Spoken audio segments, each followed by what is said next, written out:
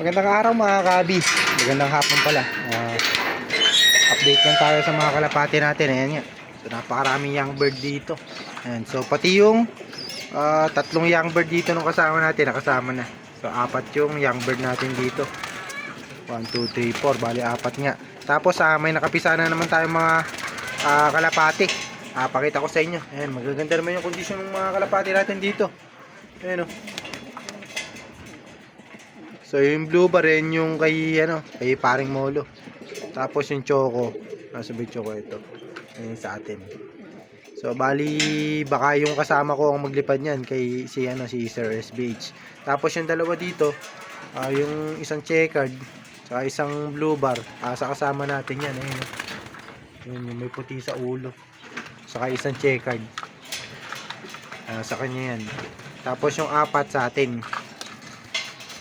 Apat nga ba? O tama, apat. Yan, so bali pito yan. Update tayo dun sa iba natin na breeder. Kasi nga nakapisa na naman yan. Katatapos tang medyo late na nakapagpakain. Nakauwi naman si si Bimbo.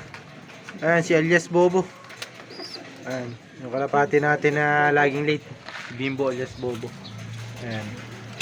So hindi ko alam kung mabilis siyang uuwi susunod. Pero kahit na hindi ulit siya mag-clock susunod, basta yung tatlong huling laps mga kabi, mag-clock siya, walang problema. Maganda yan. Kahit papano makakaparte tayo. Kung sakali na mag-clock siya sa huling tatlong lap, malay nyo naman mga kabi, lumusot pa.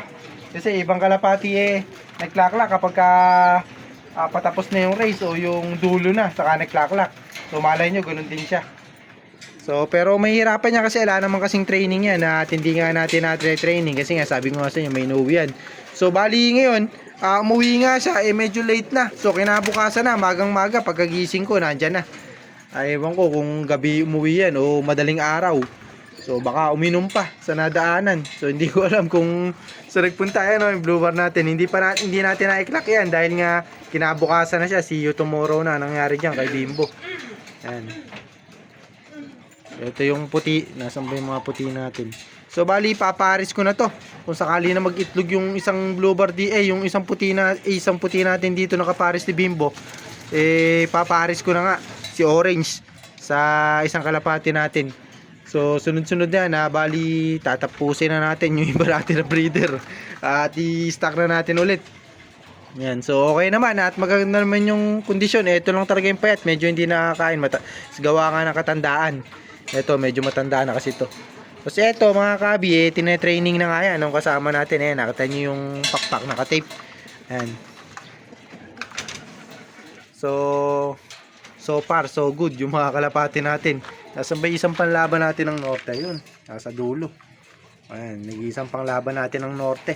Diyan na lang tayo aasa. At maganda na ba yung linyada nyan? Sana, makatagpos ng mga training natin. Kasi nga baka sa training pa lang natin, self-toss pa lang, nag-iisa lang siya, baka mawala na. So mahirap kasi kapag nag-iisa lang din kuminsan yung kalapati nyo, tapos bata pa. Pag nag-toss kayo, kuminsan nasasama sa marami. So kailangan natin dyan pag maturin pa natin ng konti. Kaso mga July pa naman ata yung start ng, ng training. So baka by June, makitrain na natin to. Ayan yung blue bar natin na white feather na yan. Ayan. Ayan, mukhang mukhang yan ang magwawagi ngayong norte, nag-iisa lang siya. So kapag hindi siya nagwagi ng norte, south na lang siya bumawi kasi norte at south ang singsing nito mga kabi. Yan.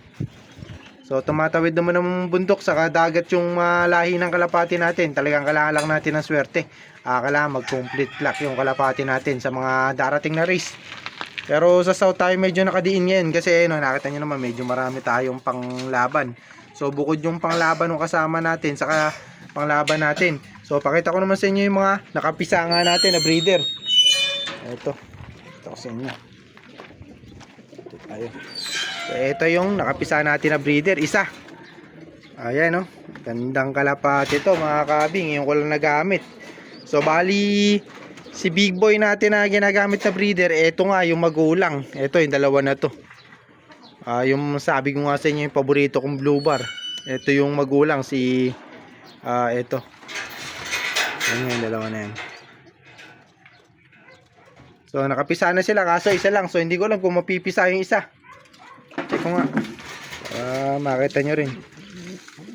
Mukhang hindi mapipisa itong isa eh. Ano ako dyan, duda ako dun sa isang itlog mga kabi, baka hindi mapisa. Ang mangyayari, isang ano lang yan, baka pang south ko na kasi nag-iisa eh. Isang singsing. Hanip na yan. Ayan.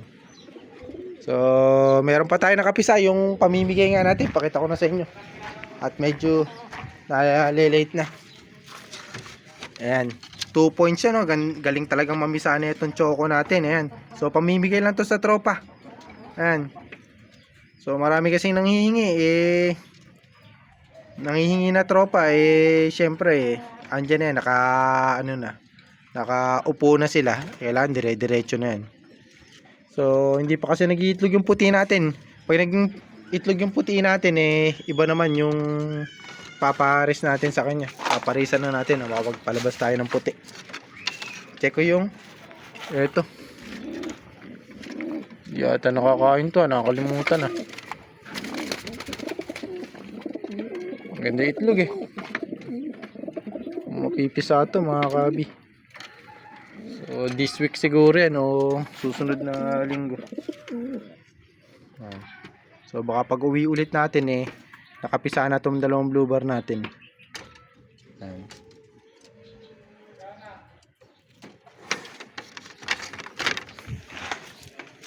So bali iniisip ko kung ano yung pagpaparisin natin.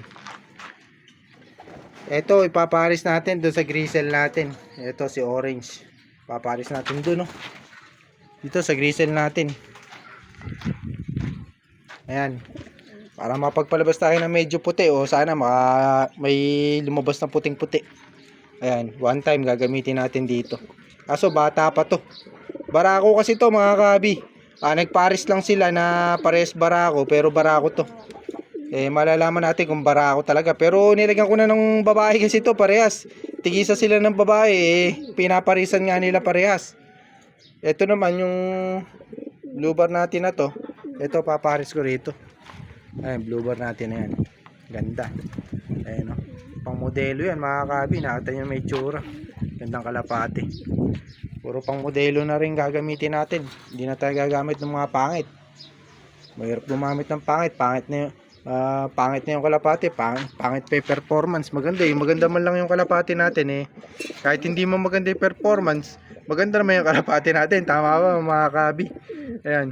So pero mas maganda kung parehas maganda yung performance, o kaya kahit na pangit yung kalapati maganda yung performance. Ano nangyayari kung minsan mga kabi pangit na nga yung kalapati, pangit pa yung performance. Kailangan sa itsura man lang makakuha tayo ng ganda. Ayan, barako yan mga kabi. Ito yuyu ko barako rin yung gago na yan. Ito yung loko na to. Ayan. So siguro susunod na lang ulit tayo mag-update. At ito nagitlog din pala to mga kabi no? Nagitlog din yan. So pagpapatuloy na rin natin yan, dire-diretso na rin yan kasi nandyan na yan Sayang naman kung hindi natin pagpapatuloy. Pag nabagyo yan, doon pa lang natin ihiwalay. Pero dapat pang ano na to, pang tapos na yung breeding nito. Ang problema lang kasi mga kabi hindi pa nga nag-iitlog yung puti natin doon, nakapares nga ni Bimbo. So pag nag-itlog yung kapares ni Bimbo na puti, ibig sabihin pwede nang gamitin na breeder yun. So mahirap kasi kapag isinalang natin yung puti rito, hindi naman pala pwede, hindi pa nag-itlog. So baka akala natin dahil dito, nung pala dun sa hen natin na ginagamit. So ang kasi sa pagkakaalam ko mga kabi, basta pumapatong na yan at ganyan nga na namamaris na yan, pwede na. So pinakabata ko nga na breed at nagsimilya, bali unang similya nun isa lang, si Baleleng nga. So 2.5 months nakapag-itlog na. Napakabata nun mga kabi, nakapagpa-similya na siya ng itlog. So matanda yung ipinaris ko.